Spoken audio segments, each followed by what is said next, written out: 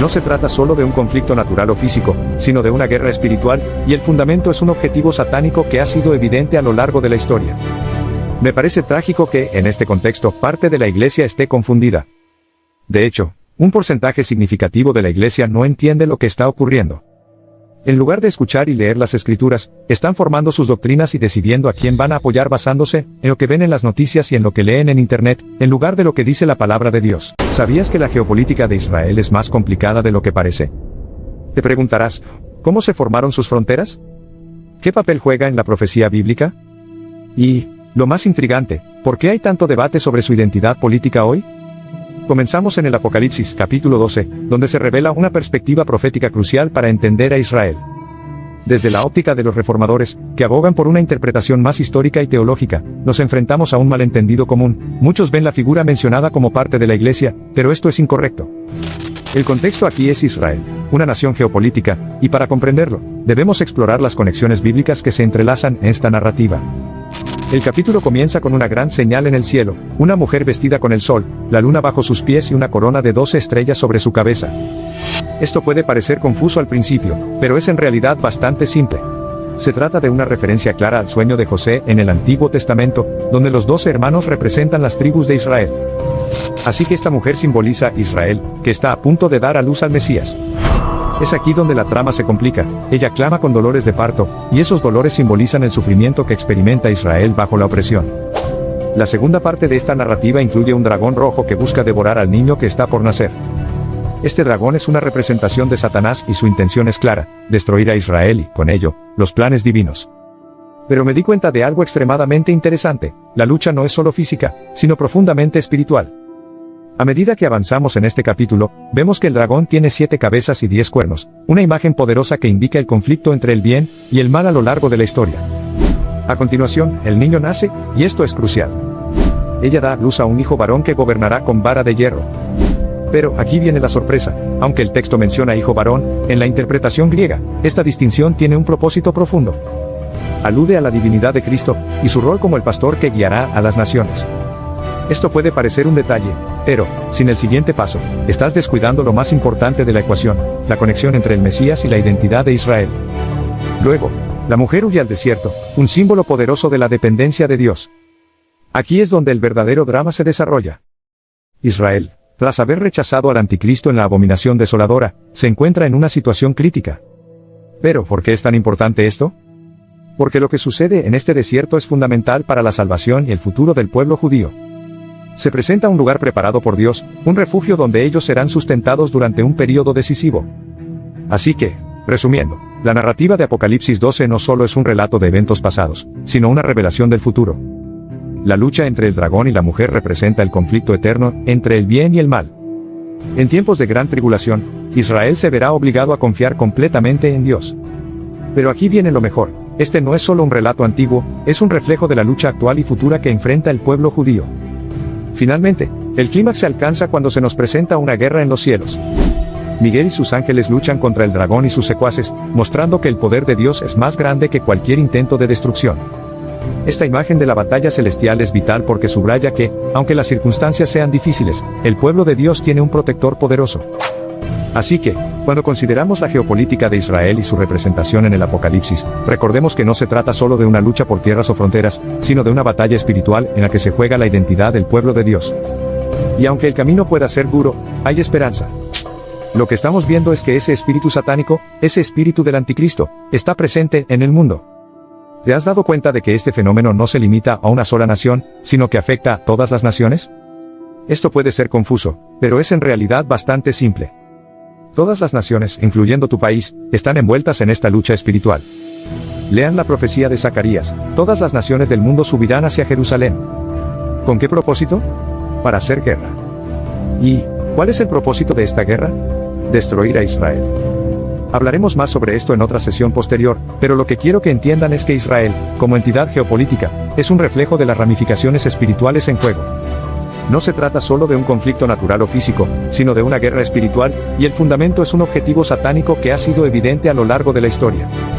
Me parece trágico que, en este contexto, parte de la Iglesia esté confundida. De hecho, un porcentaje significativo de la Iglesia no entiende lo que está ocurriendo. En lugar de escuchar y leer las escrituras, están formando sus doctrinas y decidiendo a quién van a apoyar basándose en lo que ven en las noticias y en lo que leen en internet, en lugar de lo que dice la palabra de Dios. Esto es adictivo, y es un error grave. Satanás conducirá a todas las naciones en contra de Israel, y eso es algo que debemos tener en cuenta. Tuve una charla interesante con un israelí, a él le costaba mucho aceptar lo que Zacarías dijo sobre que todas las naciones subirían a Jerusalén para hacer la guerra. Todas las naciones, decía. No lo creo. Sé que lo dice, pero no lo creo. Pero adivina qué, hoy sí lo cree. Ha sido abrumado por tanto odio, esas son sus palabras, y estoy de acuerdo con él. Hay tanto odio contra Israel como nación que resulta alarmante. Todo esto, si creemos en el apóstol Juan y en este capítulo, tiene una fuente, y esa fuente es el enemigo. Seamos específicos, es ese dragón, Satanás. ¿Entiendes de alguna manera lo que está en juego aquí? Satanás cree algo, y tiene razón. Si él pudiera destruir a Israel, él ganaría. Ganaría no solo en un sentido geopolítico, sino también espiritual. Si Israel, ese remanente, no llega a la fe y no habita en los lugares que Dios ha determinado que debe habitar, si Satanás puede detener eso, entonces detendrá el reino de Dios. De eso se trata esta guerra, una guerra que trasciende lo visible. Cuando lo analizamos, mira el verso 8, no tenían fuerza, es lo que dice literalmente. Ni se halló lugar para ellos. ¿Para quiénes? Para los que pertenecen al anticristo. Nunca más en los cielos. Y ese gran dragón, esa serpiente antigua, aquel llamado Satanás, fue arrojado abajo. Aquel que engañaba al mundo entero fue arrojado a la tierra, y sus ángeles con él fueron arrojados.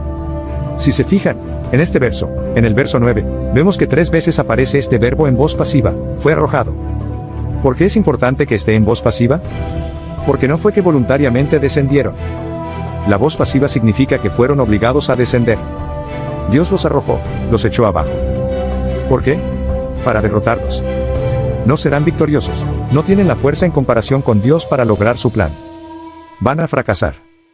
Al leer esto, veo una gran cantidad de buenas noticias.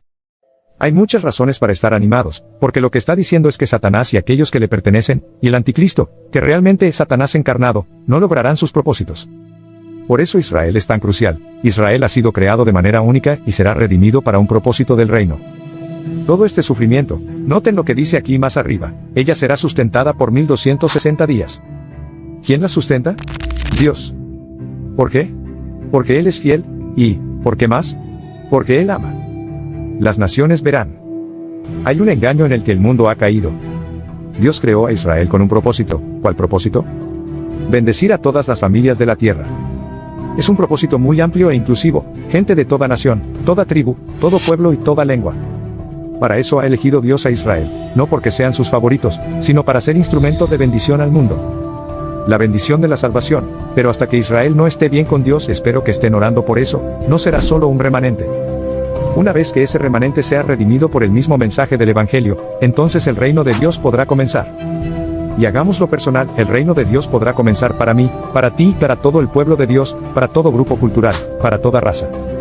Dios no discrimina, pero hay un solo camino, y ese camino es su camino, el Evangelio. Lo que estamos leyendo en Apocalipsis 12 es una reflexión sobre cómo el enemigo, ese ser diabólico, Satanás, esa serpiente antigua, nada ha cambiado. ¿Qué hizo con Eva? Él le mintió. Y la tragedia es esta, en mi opinión, la iglesia, si miras a la iglesia en el siglo XIX, tenía un mayor entendimiento y más conocimiento de las escrituras que la iglesia actual. ¿Estarías de acuerdo con eso, verdad? Es trágico. Estas son las palabras en las que debemos basar nuestros pensamientos, nuestras creencias, nuestras acciones. Leemos aquí el último verso, y oí una gran voz en el cielo que decía, ahora ha sucedido la salvación, el poder, y qué más, el reino de nuestro Dios y la autoridad de su Mesías. ¿Por qué ahora? ¿Por qué lo dice? Porque Satanás no tuvo éxito en su objetivo. No pudo devorar a Cristo, ni pudo destruir a Israel. ¿Por qué no pudo?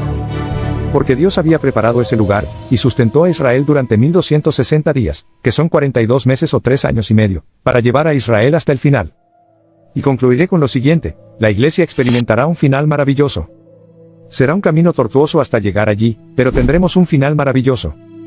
Mientras que Israel tendrá el camino más difícil, el camino más mortal, el camino más trágico para llegar a su final. Será el peor tiempo de persecución para el pueblo judío desde que existe como nación, debido a los objetivos satánicos, debido a lo que Satanás está tratando de lograr.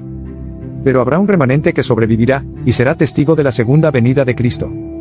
y ellos mirarán al que fue traspasado y lo reconocerán. La Escritura dice que ellos llorarán, y esa misma palabra para llorar, aparece en Lamentaciones como una afirmación. Esa lamentación, ese duelo o llanto, es la forma más sincera de adoración.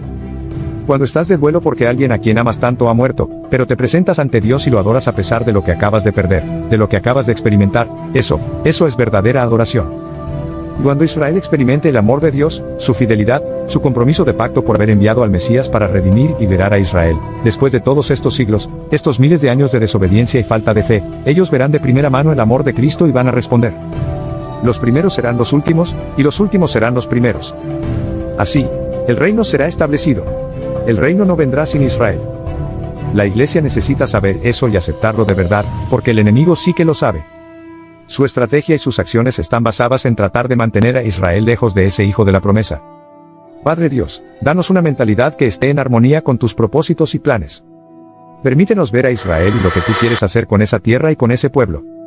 Permítenos verlo de manera correcta, para apoyarlo, orar por él y ser individuos que cumplan tus propósitos proféticos, para que podamos ser hallados fieles, y seamos un pueblo con el que estés bien complacido. Esta es nuestra oración en el nombre del Mesías. Amén. Amén. Si quieres conocer al pueblo que adoraba a Dios aún antes que el pueblo de Israel, te dejo este video para que profundices en este maravilloso mundo. Da la palabra de Dios. Esperamos que te hayas edificado con el mensaje de hoy, y lo compartas con otros. Te invitamos a seguir nuestros estudios cada semana por este canal. Hasta el próximo programa. Que el Señor te bendiga en Yeshua HaMashiach.